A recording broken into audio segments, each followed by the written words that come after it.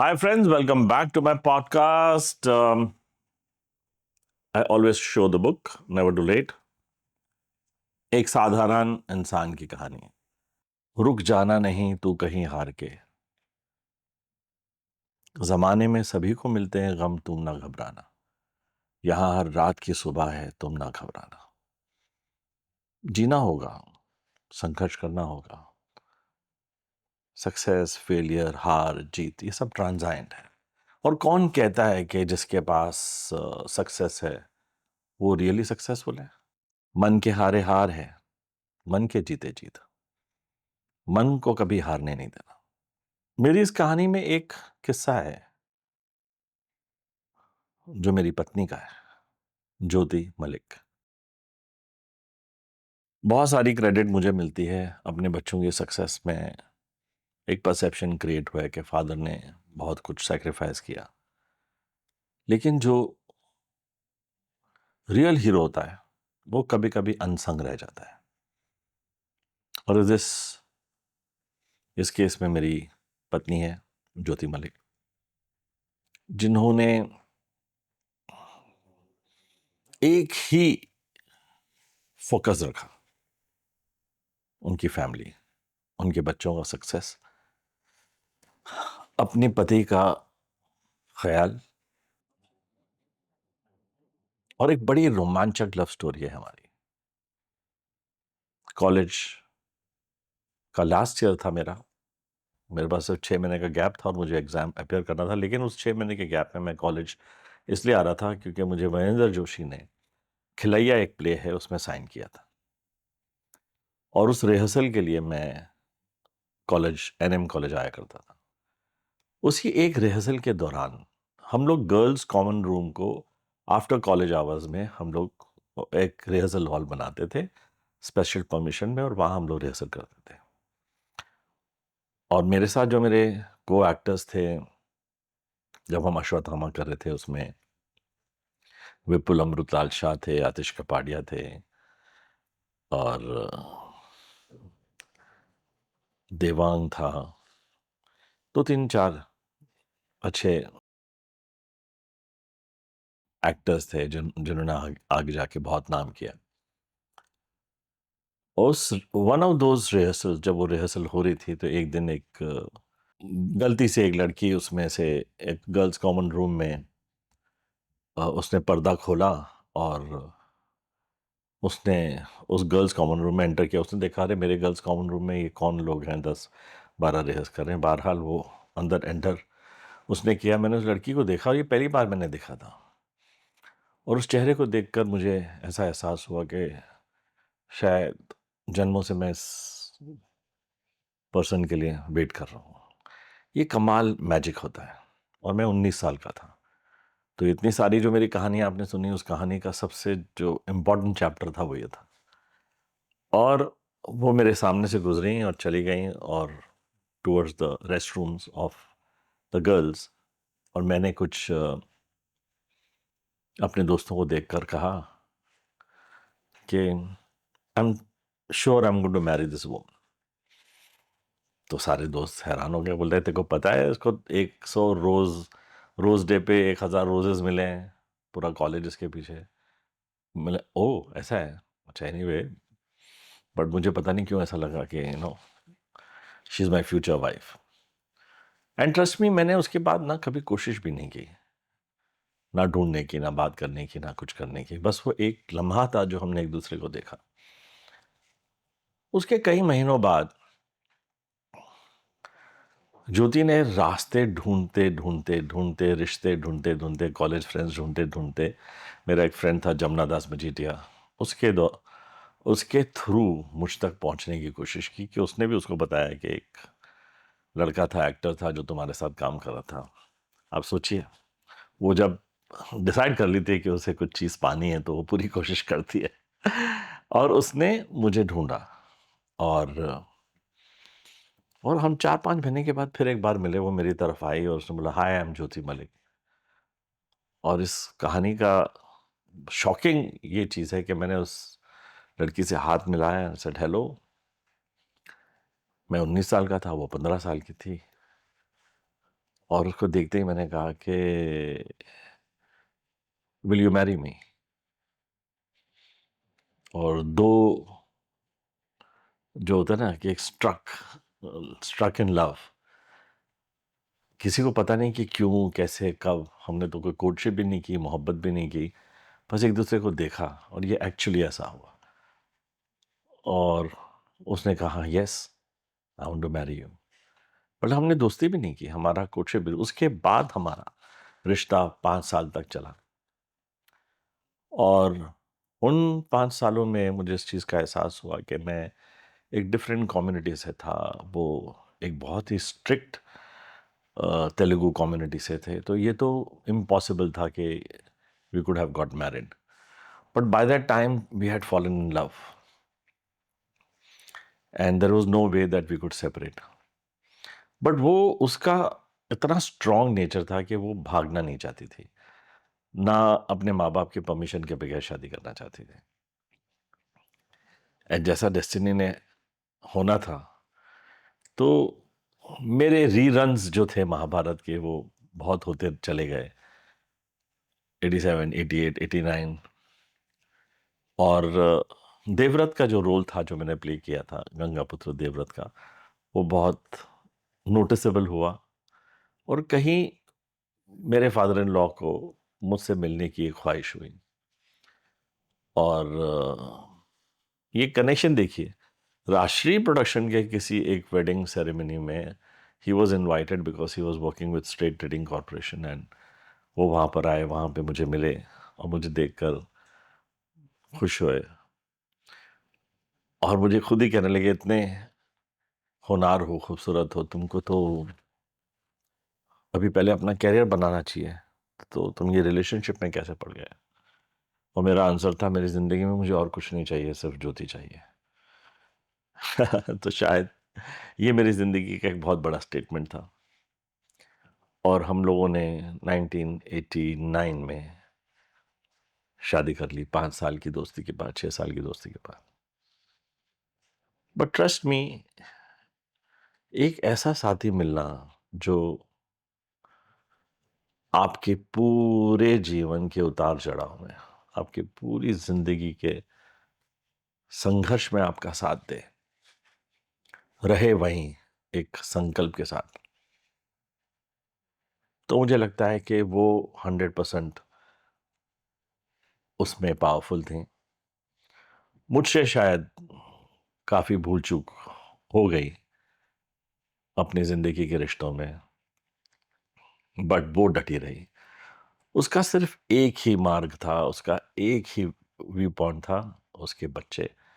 और उनकी तरफ उसका जो फोकस था, उसके सामने वो किसी को नहीं आने देना चाहती थी।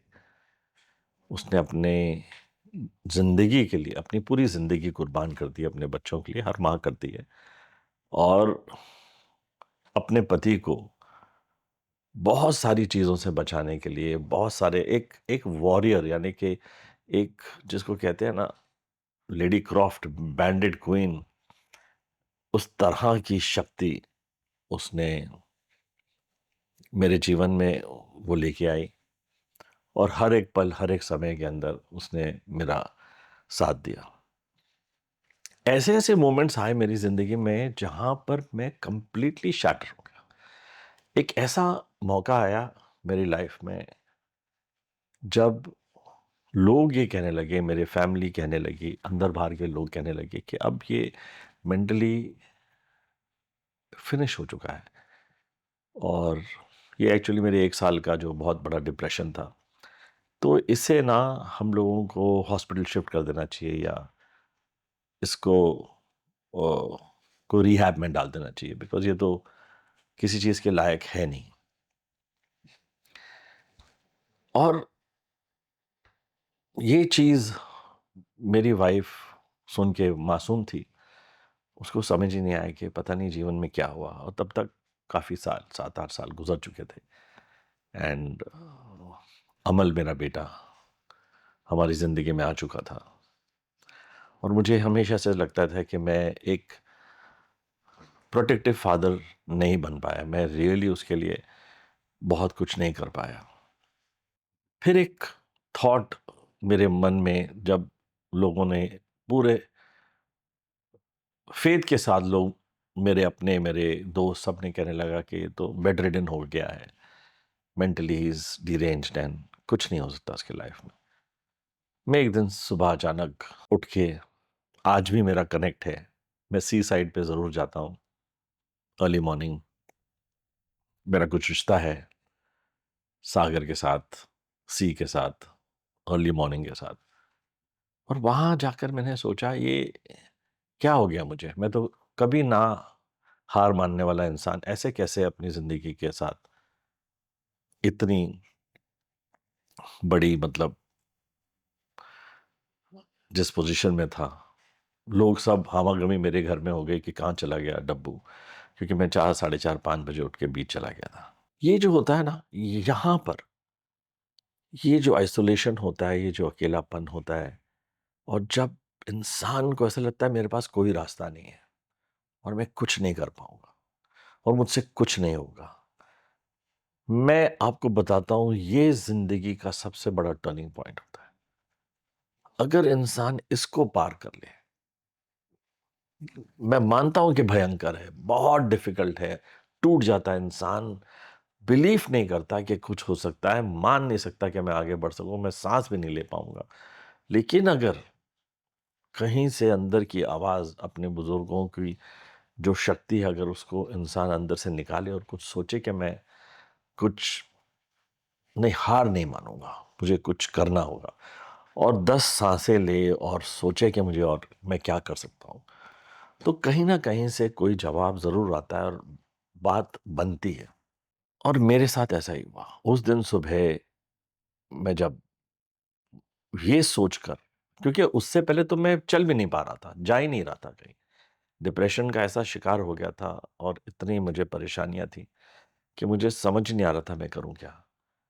और उस दिन सुबह मुझे एक अचानक एक मुरा पुराना मित्र मिला और उसने कहा कि एक इंटरनेशनल कंपनी है जो आ रही है, वो सीडी मैन्युफैक्चर करना चाह रही है और कुछ बैकग्राउंड स्कोर और कुछ म्यूज़िक। देखिए कैसे म्यूज़िक मुझे हमेशा एक अपने फ़ॉल से बचाता रहा और उन्होंने मुझे कहा कि आप हमारे लिए कुछ 10-12 गाने बनाइए।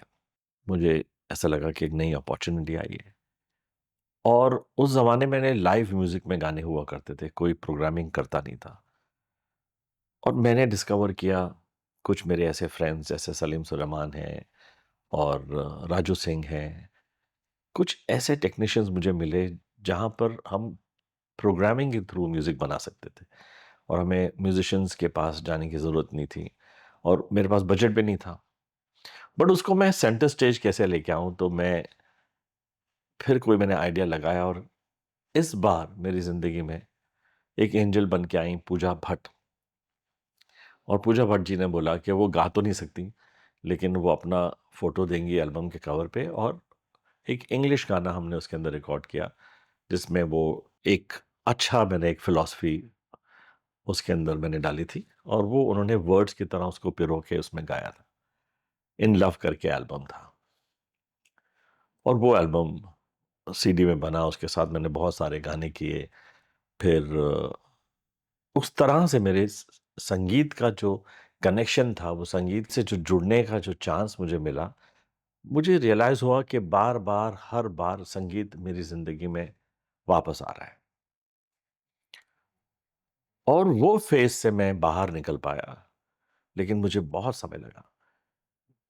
और फिर मेरी ज़िंदगी में म्यूज़िक आया, म्यूज़िक की बहुत सारी फ़िल्में की, भूषण कुमार के साथ किया, सलमान भाई के साथ किया और हम तुम्हारे हैं सनम की, बहुत सारी फ़िल्में की, एल्बम्स की।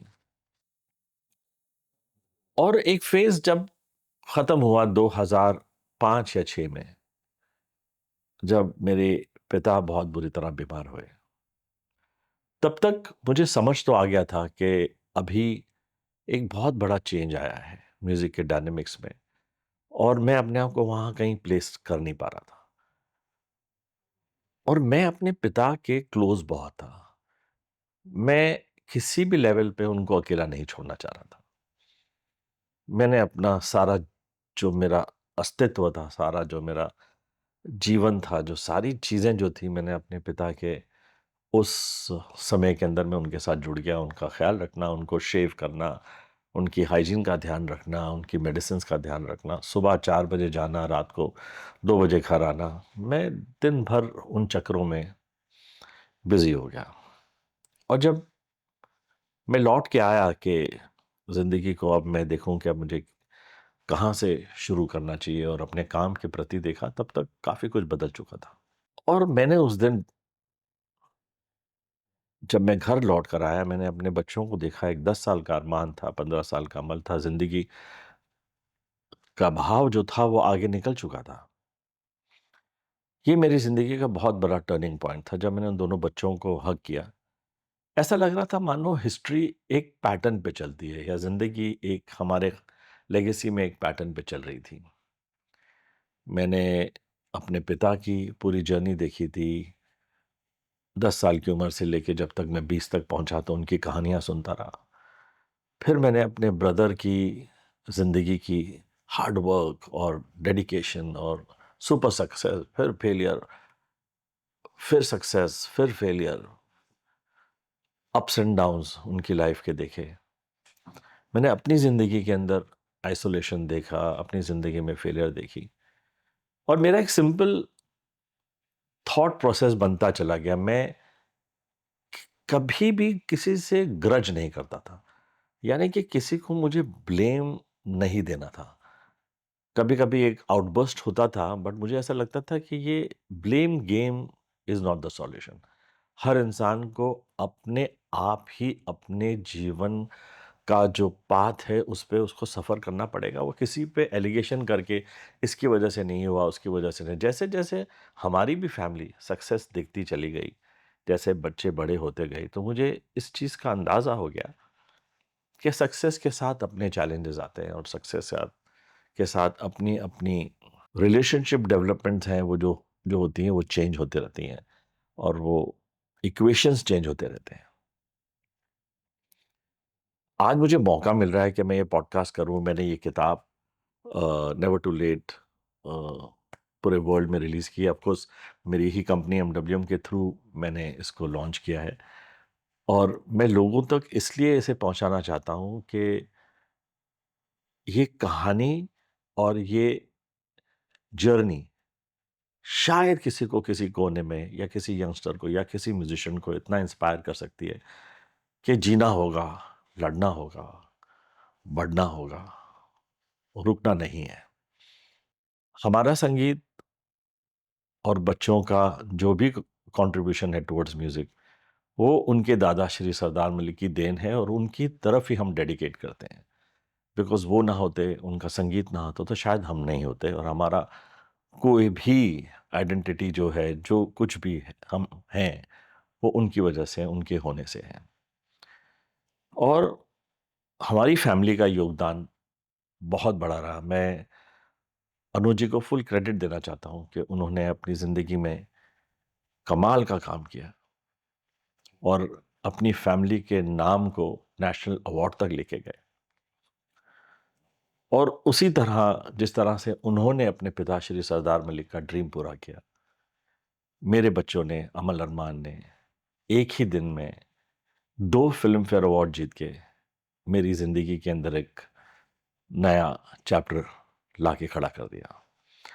उस रात जब फिल्म फेयर में अमल को बेस्ट म्यूजिक डायरेक्टर सूरज रूबा के लिए मिला, और अरमान को मैं हूँ हीरो तेरा के लिए बेस्ट सिंगर मिला, आप बता सकते हैं कि मैं जिस फंक्शन में कभी इनवाइट ही नहीं हुआ, फिल्म फेयर अवार्ड के लिए मुझे कभी कोई इनविटेशन मिला ही नहीं, मैं कभी गया ही नहीं, कभी मेन स्ट्रीम में मैं पहुंच ही नहीं पाया। वहाँ दोनों बच्चों को सराहा गया, वहाँ दोनों बच्चों को फिल्म फेयर अवार्ड मिला गया। आप बिलीव नहीं करेंगे, मैं वो दोनों अवार्ड, मैंने बहुत जगहों पे कहा है, मैंने उस रात दोनों अवार्ड को अपने दिल के करीब रखकर मैं बहुत रोया। और ऐसा हो गया था कि लोग मुझसे पूछ रहे थे, बच्चों को तस्वीरें खींचनी थी, और मैं उन दोनों अवार्ड को ना मैं आफ्टर पार्टी में गया, ना कहीं गया, और दोनों अवार्ड को पकड़ के अपने गले लगा के मैं अपनी गाड़ी में बैठ के मैंने ड्राइवर को बोला कि घर चलो, और अपनी फैमिली को बोल दिया मैंने कि तुम लोग आ जाना जब आफ्टर पार्टी ख़त्म हो।